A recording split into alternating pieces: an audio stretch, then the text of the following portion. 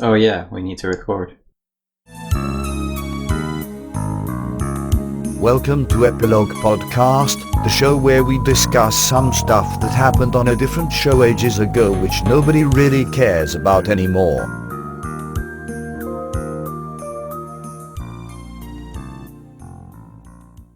Hi, I'm Portponky. And I'm LeBloc. Today we're discussing Deep Space Nine, Season 3, Episode 8, Meridian. In this episode, the Deep Space Nine crew find a wobbly space planet, and Dax gets enthralled in a shallow romantic plotline that leaves the crew and the viewers annoyed and upset. Shallow, you weren't convinced of this terribly unconvincing romance? There was nothing to it. The guy... Okay, you know Ryan Stiles from Whose Line Is It Anyway? Yeah. He looked like him, and the whole romance felt like an improv comedy routine, but not a funny one, like on Whose Line. Just a bad one. My biggest problem with that relationship is that there's no chemistry. I didn't sense anything between these two. Yeah, he's written as just a hunk with the most cheesy, empty lines. I think the worst offender was probably when he said, I guess I was waiting for the right woman to fall out of the sky. That doesn't happen too often. It only had to happen once. oh god. Oh, I thought you were going to choose the first thing, or one of the first things he said. Do those markings go all the way down? Which was awful, and then that somehow charmed Jedzia. Yeah, that was overly flirty and pushy. I don't know. The whole thing just didn't gel well. It's not credible that someone 300 years old would have such a fling, I guess. I can defend it. Someone 300 years old would have a finely tuned sense of intuition. She knows what she wants out of a partner, and she could sense it really quickly if you've been around that long.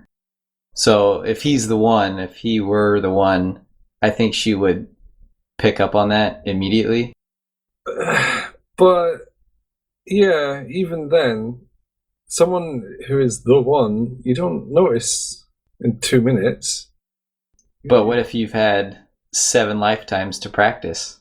But it's not about the first 2 minutes. It's you get to know them for more than 12 days. But they are star dimension crossed lovers. Oh, yeah. Yeah. I mean, I could imagine Jadzia would have a fling with someone. I just think she would be more just frank about it. She would say, hey, you know, you're kind of hot. Should we go have a rude occasion? Shall we go count our marks? Should we go slam our genitals together? To even work? Because we're a completely different species, so... It's written like a teen romance. Yeah, it's hard to defend that she would give up her entire career for this man she just met, but I will try to defend it anyway. But why?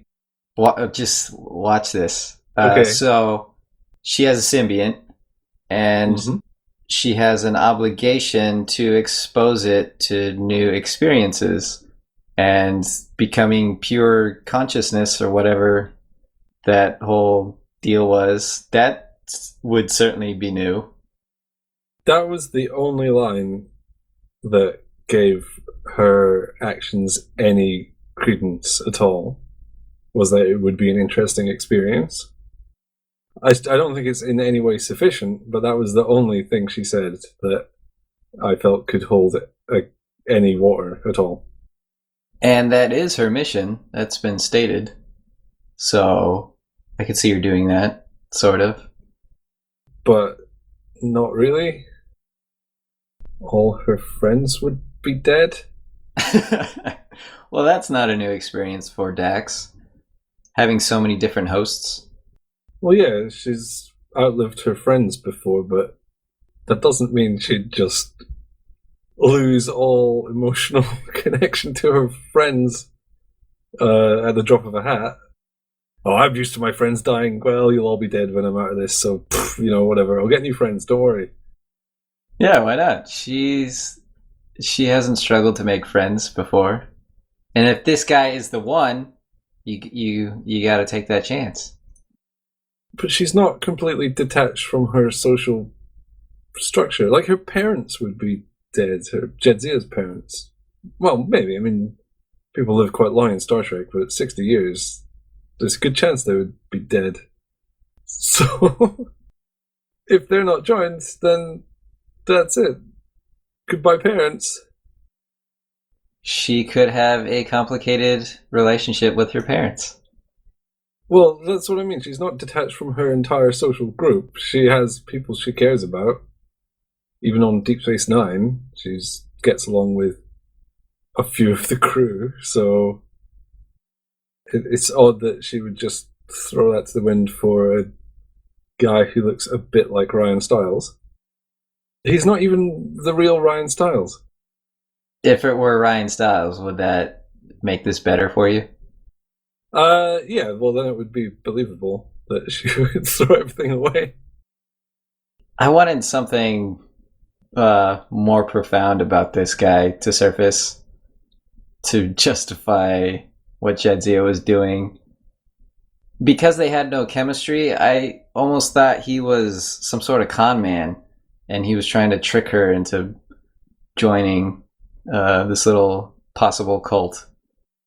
Yeah, he was kind of a non-character. He was cut out from a male model magazine.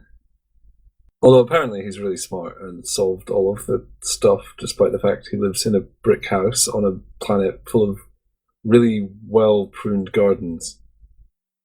That was a weird incongruity, how they had no technology. They just had gardens, and yet he's this super smart science guy. I was so distracted by how well the grass was cut. I mean, you could see the lawnmower tracks in it. They only have 12 days. Why are they doing all this gardening? When you only have 12 days, everything aside from mating feels like a huge waste of time. When you only have 30 people. Well, they're not producing new children. But yeah, you'd think they'd be boning quite a lot. He even says the food is super delicious because he hasn't had it in so long.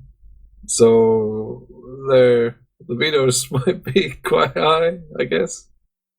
Maybe that's why he was so into Dex. Asking her... Sure, why not? This beautiful woman comes out of nowhere. It just goes on full with the flirting and overly personal questions about Spots. Because he's got raging hormones. Yeah, he couldn't help it. We shouldn't be so hard on him.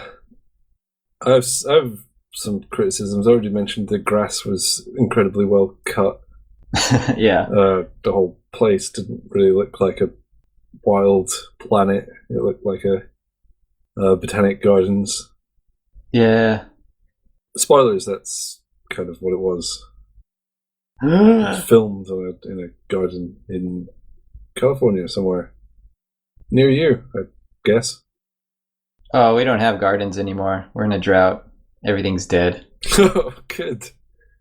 Well, not good, but yeah, no, that's just not good. I don't know why I said good. Something that really stuck out to me was they adjusted the planet's time. It was 12 days. They readjusted it to 30 years. That seems a long time. Gives them more time to landscape the area. Well, okay, what I mean is they spent I don't know, say like a month in and then 60 years out, during which they do not age.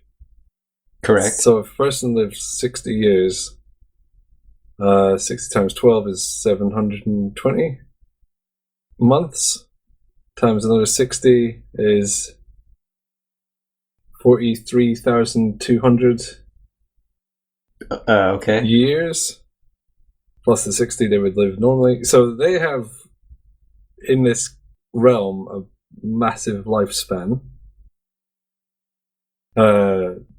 Something in the order of 40 millennia. And they didn't seem to have anything bad to say. They seem to quite enjoy the jump time. So it's not like they're stranded, lost in some torturous nether dimension or something. Right. So they got 40 millennia of pleasant life. And then they change it to 30 years. So that reduces their lifespan down to maybe just under 200 years. Well, we don't know that species' gestation period, so maybe they need the full 30 years. Oh, but they don't need to gestate in the physical realm. Oh, then why do they care at all? Because the time was getting shorter and shorter and the planet was going to go pop.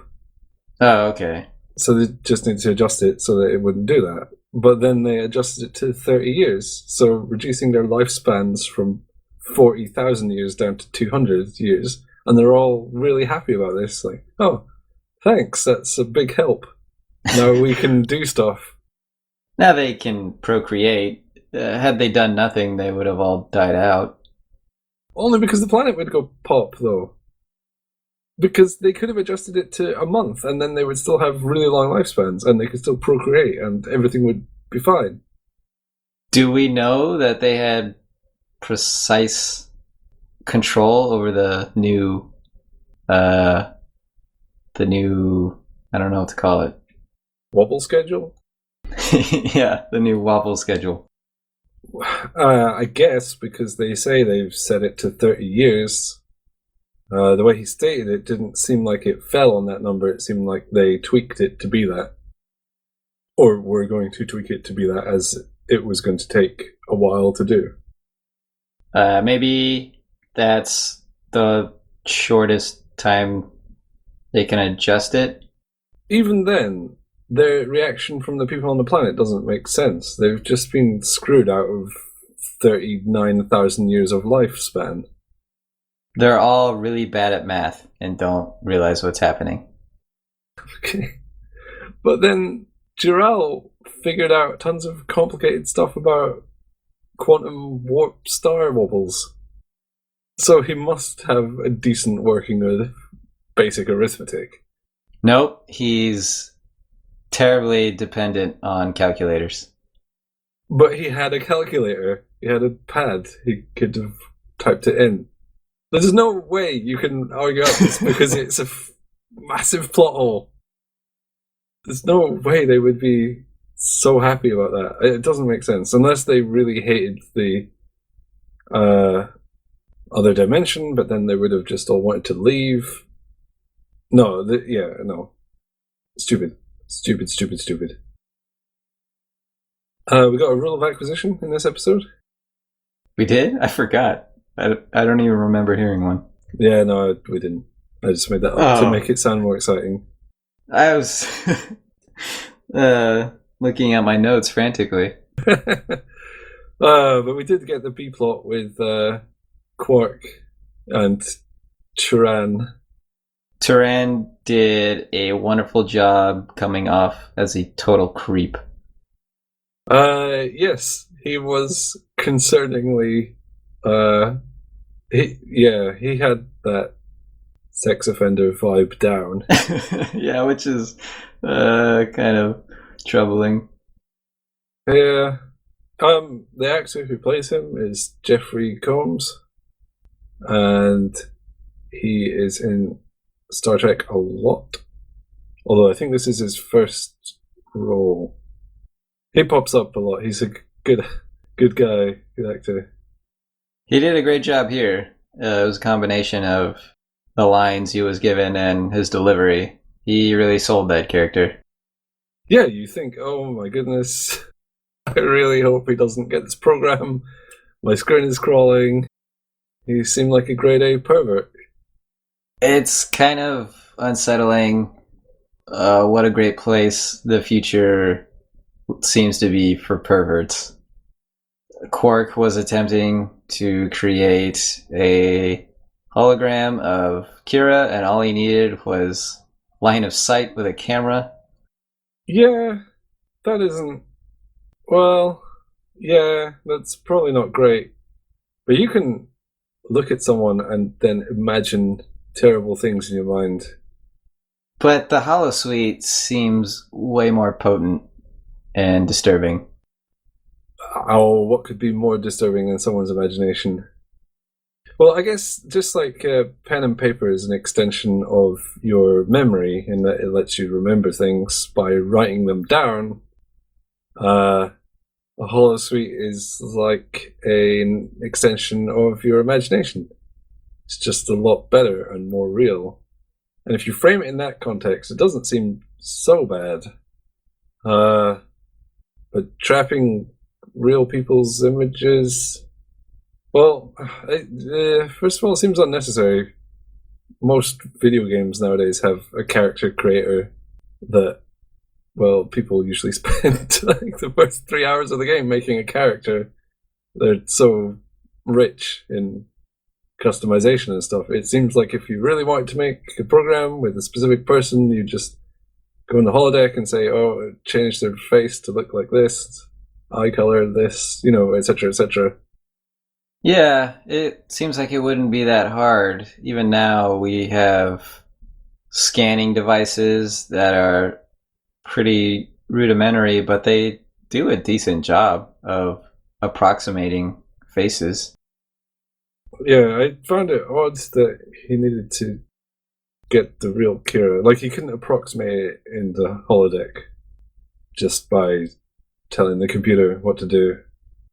Doesn't he have access to security cameras? He could just use that footage. Whatever, it was silly. It had to be a holocamera. Oh, okay. Special film. Yeah, which is odd that he didn't get someone to film Kira with the holocamera when he had her in the bar for the 1 millionth customer scam. It was a goofy B plot, but the A plot was kind of Lacking? just weird and lacking, so I was really hoping I could get some fun out of the B plot, and I guess it was kind of decent. You didn't have fun seeing Quark's head on Kira's body?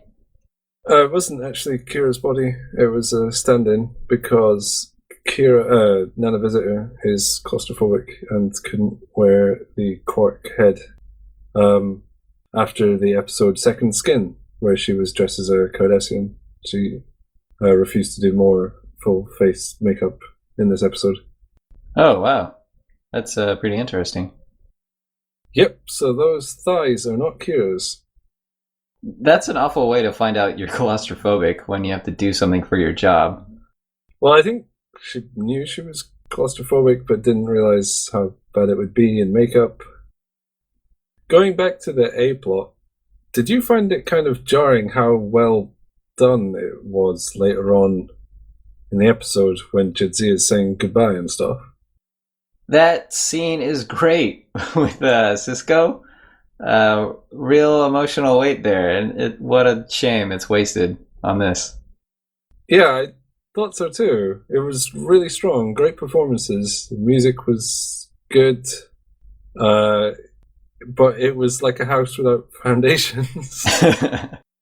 You're just sitting there thinking, oh, if this episode was good, this scene would have totally blown it away. I was surprised by how touching it was, despite the episode. Yeah, it's weird, because the Brigadoon stuff, with all the disappearing guy and stuff, was just pants. But if one of the characters actually were to leave in this way, it would be tugging the heartstrings. It just didn't do it here because It's just that's why I said jarring, I guess. Yeah, I knew obviously they weren't going to write her off in this episode and that her reason for leaving was absurd, but I still like the goodbye stuff a lot. Oh well, maybe some other time when she finds a better reason to not be there that actually has some substance. Or maybe one of the other characters. Who knows? Another thing I liked about this episode was Dax being defensive about her tango skill. Yeah, that was a nice touch. She keeps going on and on to the point where Doral falls asleep. Yeah, which doesn't bode well for their future relationship if she bores him to sleep Yeah. in 1 hour or 2 hours or something. You shouldn't run out of material that quickly. You should still be in the honeymoon stage. That actually bodes really badly because their relationship was primarily physical. They both liked each other's bodies. And then it seems apparent that maybe they don't have very much of a deep connection, but then they're going to go to this realm where there's no physical plane, so they're just going to fall back on this unestablished and potentially lacking relationship. Hey, remember that time we climbed a tree and I patted the ground like you were a dog? Good times. Good times. I'm literally counting down the next 59 years, 11 months, 3 weeks, and 6 days until we can do that again. So, considering the high quality of this episode, do you have a lovely quote for us to ponder? I do, and I will preface it by saying this is how I feel about this episode. Okay, it's going to be good if it needs a caveat. I'd rather not talk about it. That's spoken by Odo when he speaks of his one time trying to eat, and that it was messy. Oh yes, we've talked about that before, that he could put food inside a cavity in his body. Yeah, it's nice they brought it up, because it is something to wonder, and I would think he would try it at least once, and he did. I guess he had the food in there. Maybe he had it in there for a while. What do you think he tried for his first and only meal? Oh, it's Bajoran food, so it will just be like Bajoran spaghetti or Bajoran chili con carne or something. If he had a soup, that'd be bad. You'd hear it sloshing around. Well, you don't hear that in a normal person most of the time. But a normal person has organs and stuff. Yeah, but he doesn't have to make a big empty void. That's what I imagine. Make a space that's the size of the food he's eating. I imagine he's like a chocolate bunny where he's just hollow inside. Oh, he'd be such a good smuggler. He could smuggle a person. Yeah, an Odo-sized person. Odo also performed an entire interrogation using just his grunt sound. That was fun. So all the good bits were in the B plot. Wow, that's very unfair. Well, we had that touching moment between Cisco and Dax. I think that's the highlight here. I guess it's just a weird highlight. Yeah. It needs an asterisk next to it. If you just tuned into the show at that scene, you might think, hey, this is a pretty good episode. You'd think you missed an amazing episode. You'd be so mistaken. Holy cow, we are done. Yep. There's nothing more we can say about this atrocity of an episode. The end. Bye-bye.